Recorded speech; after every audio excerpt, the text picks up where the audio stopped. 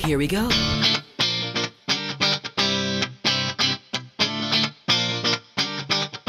Let me lift you up.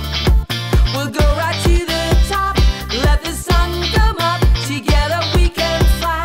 All our hearts collide. Stay here by my side. I say we jump, we fly, we reach out to the sky. And it goes on and on and on and on and on. And we go on and on and on and on. And it goes on and on and on and on and on. And we go on and on and on and on. We're gonna fly high, be alive. Yeah, we're gonna fly high, be alive. We're gonna fly high, be alive.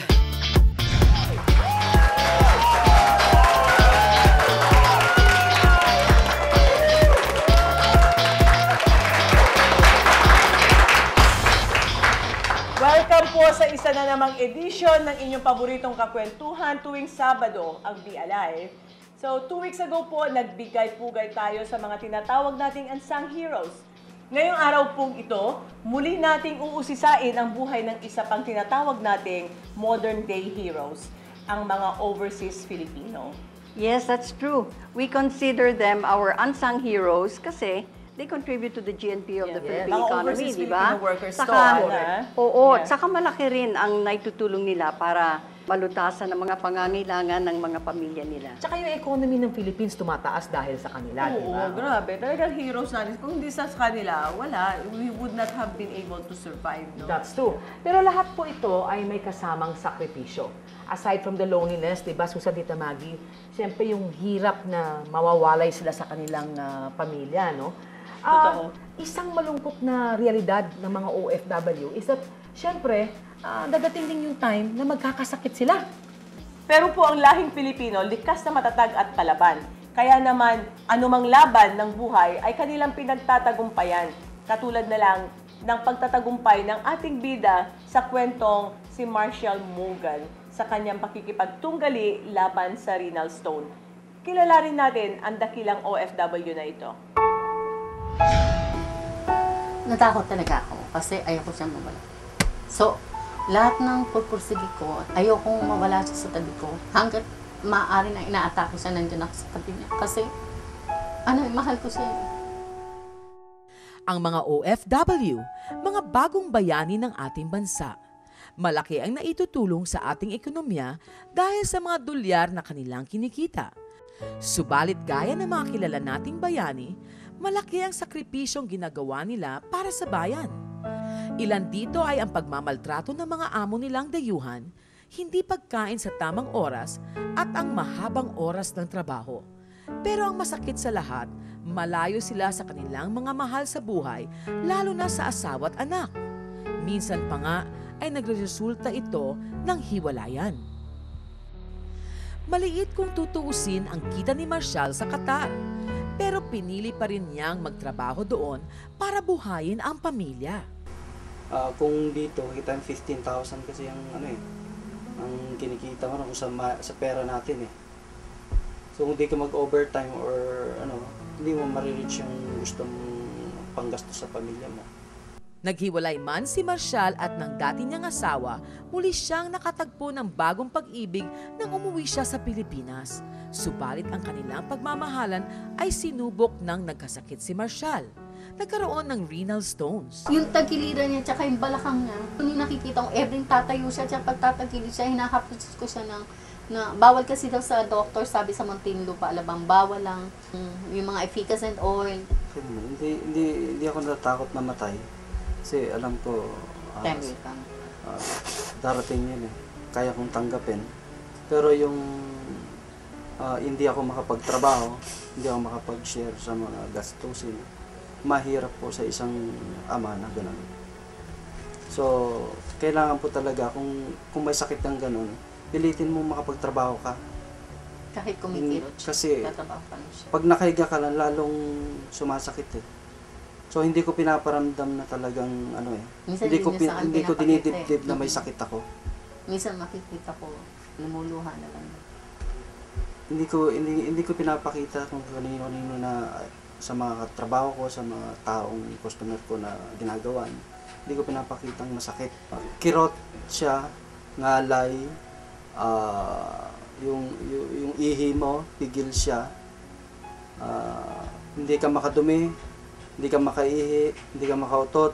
Gaya ng mga tunay na bayani, tibay ng loob at dasal ang kanilang naging sandata. At tumating nga ang isang mabisang armas laban sa karamdaman ni Marshall, ang Laminine. 15 days akong At twice, yeah. 15 days. 2 times a day. 2 times a day. 15 days. After that, tumigil ako. Nung natigil ako, saka lang lumabas yung aking stone. Meron kasi akong iniinom na food supplement, sabi ko sa kanya. So, sinabi ko nga yung Laminine, maganda ang effect niya sa akin. So, hanggang ngayon, hindi ko nararamdaman yung aking sakit na tagiliran, gano'n. Malaki ang pakinabang ng bansa sa mga OFW, pero malaki rin ang sakripisyo nila. Kaya naman hangad ni Susan Barlin na maging instrumento ang Laminine para ang mga Pinoy ay matulungan sa kalusugan at kabuhayan. At sana sa darating na panahon, di na kakailanganin pang mangibang bansa ang mga Pilipino para magtrabaho dahil sapat na ang kita nila dito sa Pilipinas. Ayaw ko nang umalis It's because gusto ko, kung nagkakasakit ka, nandyan ako sa tabi mo na aalagaan ka. Yun ang reason bakit hinuhold ko lahat yung pag-alis sa abroad. When I needed you, you was there always there. Any kind of challenge in life, nandiyan ka sa tabi ko. Kaya sabi ko sa'yo, mahal na mahal kita. Sa mga lahat ng bagay na pangyayari sa buhay, natanggap ako bilang ganitong sitwasyon ko. So, thank God kasi dumating siya sa akin.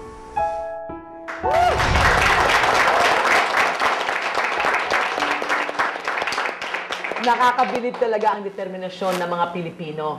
Maski may nararamdaman sakit, ay patuloy pa rin sila sa pagkayod sa trabaho para maitaguyod lang ang kanilang pamilya, di ba, Susan, Tita Maggie? Very true. Ibang klase talaga. And minsan nakaka-depress din yung sa pamilya, alam mo, nagkakawalay pa. Ang hirap Dahil noon. Ang hirap talaga. Naranasan Dahil sa ko time yun. and distance, di ba? Napakahirap. 2 years lang nawawala. This is just one of the consequences po, mga kababayan, ng kinahaharap ng mga kababayan natin na nagbabakasakali sa dayuhang lugar. Isa pa dito, ang pagkakaroon nila ng sakit. Those people work for hours po. Kung pwede po, hindi na matulog, no? So, tinitiis nila ang sakit at pagod just to have something they can send back sa mga kamag-anak nila. Yes, Susan. Kaya naman kung minsan bumibigay na yung mga katawan nila. Kasi bukod sa may karamdaman sila, nandyan yung stress, nandyan din yung hard work, long hours, puyat, lahat. So, And all of this is just para mataguyod nila yung pamilya. yes. And we're so lucky we have Laminine. Because the That's opportunities, there are very little opportunities here. They have to go overseas, no? Correct. So, I'm glad na sa tulong ng ating programa ay mas lalong naaabot ng Laminine ang mga taong tulad ni Marshall na higit na nangangailangan ng tulong. Alamin natin ang naging epekto nito sa kanyang kalusugan at kung paano niya nailabas ang kanyang renal stone sa tulong ng Laminine. Yan po sa aming pagbabalik after a short break. Stay with us.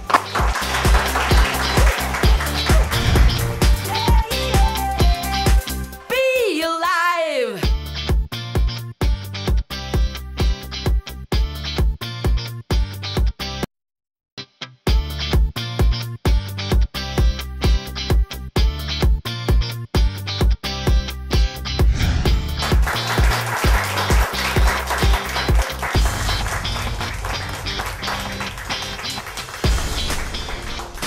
Kasama po muli natin ang ating mga trusted medical advisors, mga licensed doctors na tutugon sa ating magpaliwanag on how Laminine helped Mang Marshall with his renal stones. Paano po nangyari yun, Dr. Rhea, na yung with Laminine's help, no? So, by taking a chance na mag-take ng Laminine, ganun nga nangyari. 14 stones yung lumabas sa kanya.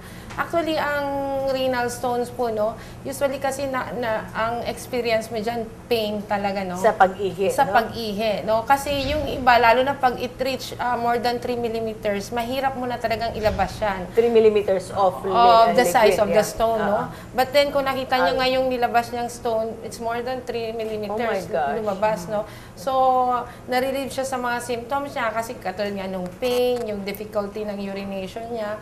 ang isang naging explanation po doon, no, Laminin has arginine, no? Arginine is the precursor for nitric oxide, which is a smooth muscle vasodilator. So, doon pwedeng nag-dilate yung urethra, yung daanan ng ihi niya, and then na-pass out yung stone.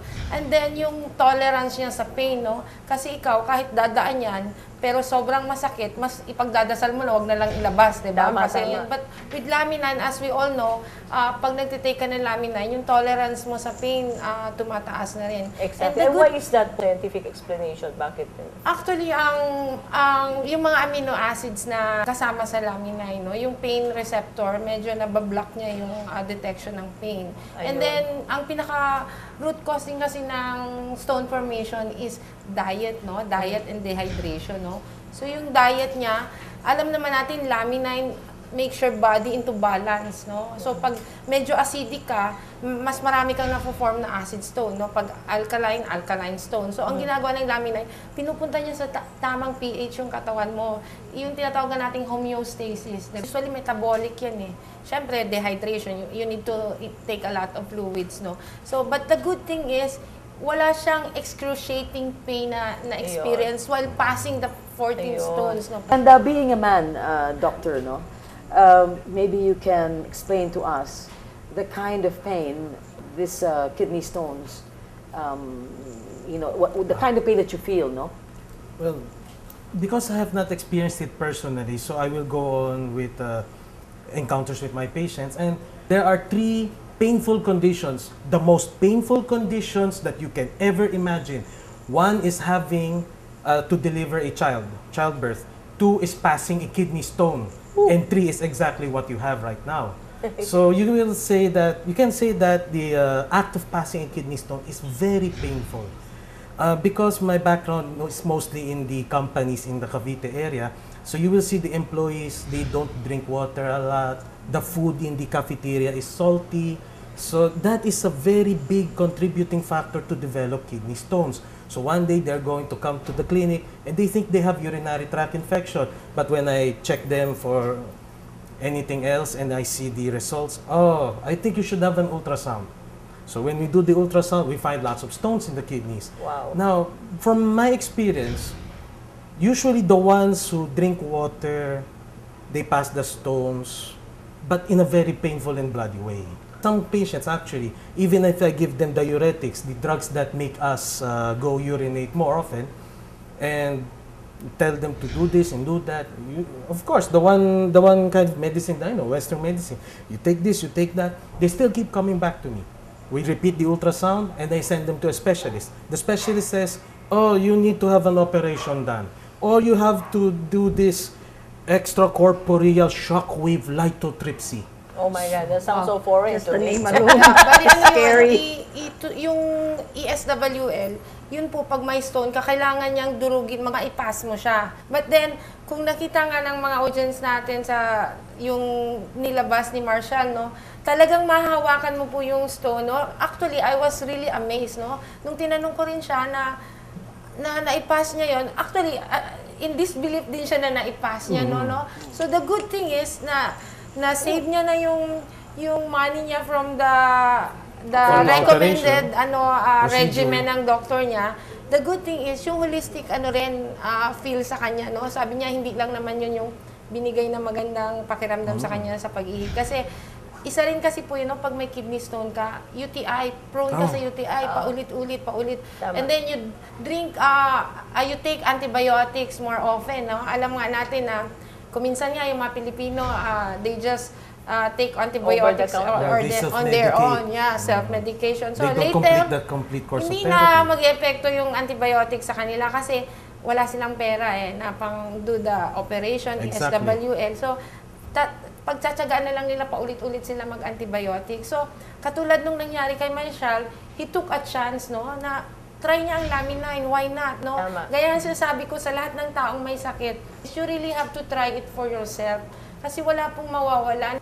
How many days lapsed before he was totally well and he was able to pass Actually, this? sabi niya po sa akin, in 15 days parang ganon. 15 Wow, very yun short amazing. period. Yeah, short period. And pagka hindi na-treat yung kidney stone, ano po ang next stage na the worst that can happen pag pinabayaan natin ang Pag kidney stones? paulit-ulit. Marami. Ang isa, kung lagi nagkakaroon ng urinary tract infection due to the presence of stones, pwedeng magkaroon ng nephritis, magkaroon ng damage sa kidney, in the end, sa dialysis din Oh my mauulay. goodness. Or kung minsan naman nagkakaroon ng obstruction, so yung ihi from the kidney, hindi makapunta dun sa bladder, nagkakaroon ng swelling tuloy, naiipon ng ihi. So, once again, salamat po sa inyong mga insights, no? Sa mga nanonood, Dr. Rhea is also doing Infinitus diagnostics, no? Kung kayo po may chance, mas malaki ang pagkakataon niya na bumisita sa opisina namin sa Ortigas, 1104 Galleria Tower and sa Ortigas po. You come and visit us. Si Dr. Cuevas po, isa siya sa na-infinitus ko. Now, nakita nyo, kasama na natin siya. So, kung si mga doktor nga pumipila para mag-infinitus, why not come and visit us po? Natuturuan din po namin kayo how you can manage and handle your health. Kung meron din kayong illness, pwede namin kayong matulungan kung paano nyo maisabay yung Laminin sa mga gamot na tinitake nyo na rin. So, pang-complement din siya sa gamot. Yes po, no? The good thing with Laminin, synergistic yung effect niya, no? Merong ginagawa yung mga gamot na tinitake nyo, but then, with Laminin, tinutulungan niya yung katawan nyo na maging mas epektibo yung binibigay sa inyong regimen ng mga doctors nyo. We would like to thank Susan, our newcomer. Welcome to the Laminin family, Dr. Cuevas. Thank you for having me. And to all the doctors out there, we invite you to come over, as Dr. Rhea says, and Ms. Susan. We have 11 clinical studies to back up lahat po ng sinasabi po namin dito sa Be Alive. So, Be Alive will be right back. Huwag po kayong aalis. Stay with us.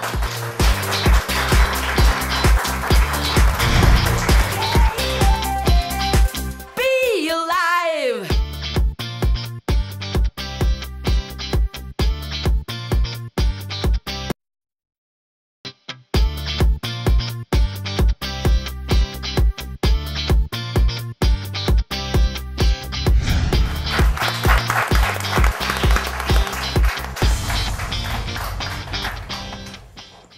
Welcome back to Be Alive.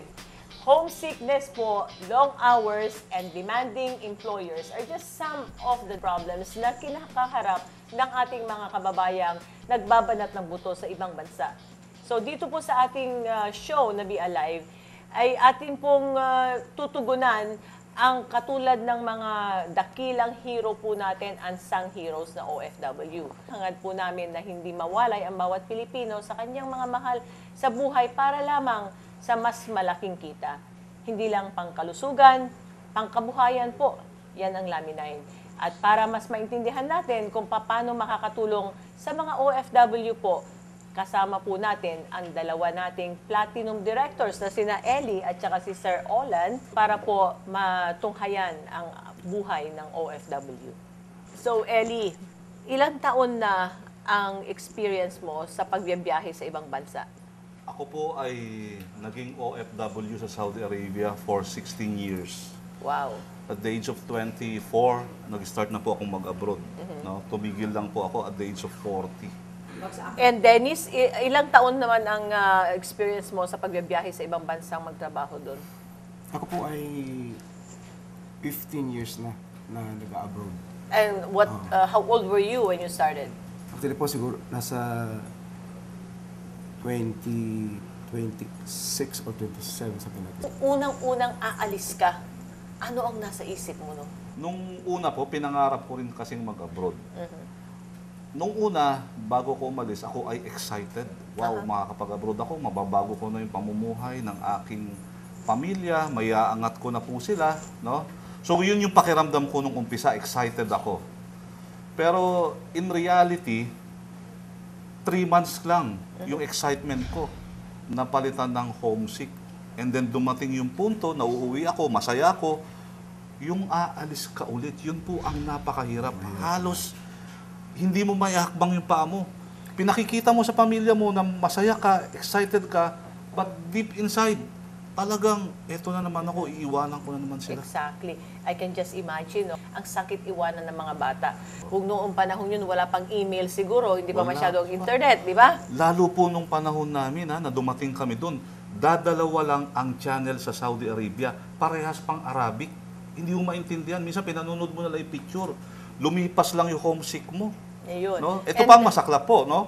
Naranasan kong maging 30 days husband in a year. 30 days father in a year. Brother, friend, no? Yeah. I-divide mo yun sa 30 days. And Dennis, nung unang-unang paalis ka na, excited ka, gagawin mo lahat para makaalis, di ba? Totoo po yan. So, share with us yung hirap na para makuha mo yung visa o yung working contract na yon, and then nung paalis ka na. Actually po, ayaw ko po talaga mag-abroad. Okay. Yun po ang talagang plano ko kasi nababalitaan ko noon na ang pag-abroad ay mahirap talaga. Once na nag-umpisa ka, tuloy-tuloy na yun. Ibig sabihin, parang ang hirap ng kumala sa pag-abroad. Naisipan ko po mag-abroad dahil po sa aking nanay. Dahil nung panahon pong yun ay mahirap kami ng masyado. And then, nagkasakit pa siya, colon cancer. So, mga way back 1996, 97, 98, mga ganun date. So, yun po ang naging dahilan para ako ay umalis. Ayun. Para tulungan ko yung magulang ko na matustusan yung pagpapagamot at professional na rin para sa aking profession, career. Anong trabaho ang nakuha mo? Actually po, civil engineer po ako by profession and designer doon sa lugar ng Kuwait. No, yung analysis ko, no, na nung una, ang babae hindi pwedeng magtrabaho. Tama. Ngayon, nagkaroon na ng TV, nagkaroon na ng kung ano-anong mga usong mga gamit, magkaroon ng sarili mga bahay, ganyan. Kulang ang lalaki lang ang magtrabaho.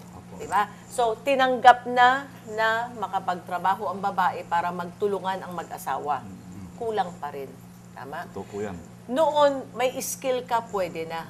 Pero nung bandang huli, kahit na lahat tayo sa sanla ng magulang natin ang lupa, kahit working student para makatapos ng koleyo, kulang pa rin. Hindi solusyon. Ngayon, ang sumunod, makapagtrabaho sa ibang bansa, kulang pa rin. Tama? Yes po. Ang masakit doon, di baling kulang kung hindi nasira yung pinaka-core ng values ng pamilya. Ayan. Di ba? Ito po yan. Na parang nabubuhay ka na lang na makina. So, kaya natin ito ang adhikain ng Laminine. And then now, ito naman si Olan matatanong ko, as a child of an OFW, how does it feel, Olan? How did it feel? Ano ang nangyari sa inyong magkakapatid noong umalis ang iyong magulang? Napakamura pa ho nung edad ko noon na I remember, it's still vivid in my memory. High school ako noon, first year high school. Nung unang tumulak ang aking ama papunta po sa ibang bansa bilang cook. Alalang-alala ko pa rin noon, simula nung nawala ang haligi ng tahanan no, bilang ama, nagsimula pong wala nang gumabagabay sa akin, wala na akong nire-respeto, at wala na pong takot na ama na nandun po sa aking likuran. Doon po nagsimula yung pagiging pilyo ko po. Parang nagrebelde ka, di ba? Parang ganon, kasi wala nang gumagabay, napabarkada na po ako. Na-realize ko nung ako ay OFW, nakaprogram po ang buhay ko. Nakaprogram kang gumising ng alas 6 kasi may pasok ka ng alas 8. Nakaprogram kang kumain ng alas 12 kasi hindi ka pwede nang kumain ng mas maaga.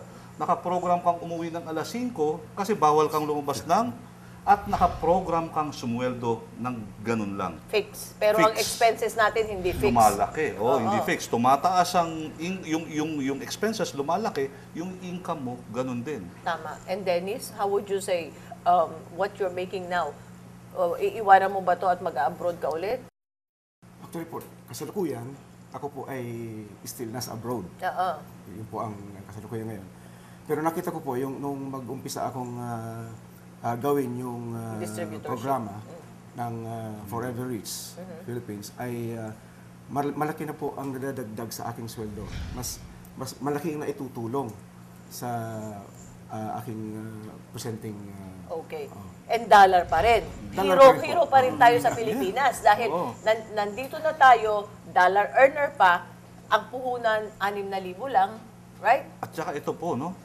kumikita ka ng dollar, ang spending mo peso. Ayan, ang Yun ang sarap. masarap At tuwing doon. uuwi ka, may kasama kang matutulog. Dahil ang sabi nga nila, absence makes the heart grow fonder of another. So, and Olan, gagawin mo ba sa anak mo na katulad ng magulang mo na umalis? Sa ngayon, dahil sa naranasan ko pong hirap nung wala po ang aking ama, hindi ko na po gagawin yun. Ang lagi ko nga mga panalangin ngayon, nawa ang lahat ng OFW bumalik na muli sa Pilipinas at tulungan ang ating inang bayan para bumamanok. Kaya nandito po ang Laminain para tulungan ho namin. So, Forever Rich po understands that each and every one wants the best life possible for our families. Iisa lang po ang ating hangad, and that is to uplift the life of each and every Filipino. Ang Laminain po ay kaagapay nyo sa tagumpay. Pagbabalik po kami.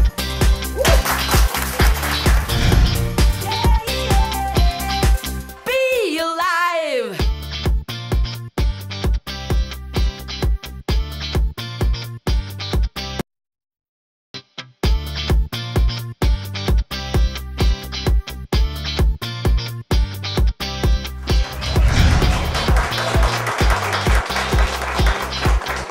Isang episode na naman ang nagtapos at ilang buhay ang nabago na naman ng Laminain, di ba? Wow, galing. And syempre, Susan, magpapasalamat tayo kay Maggie sa Isa Derma sa ating kabutihan at kapitan.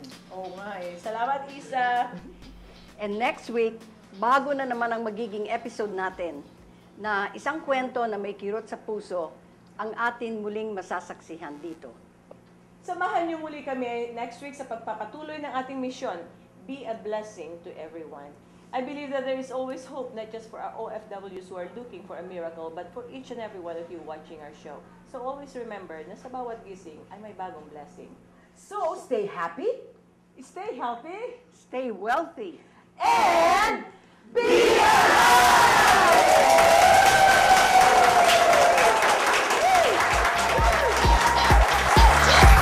Be Alive would like to thank the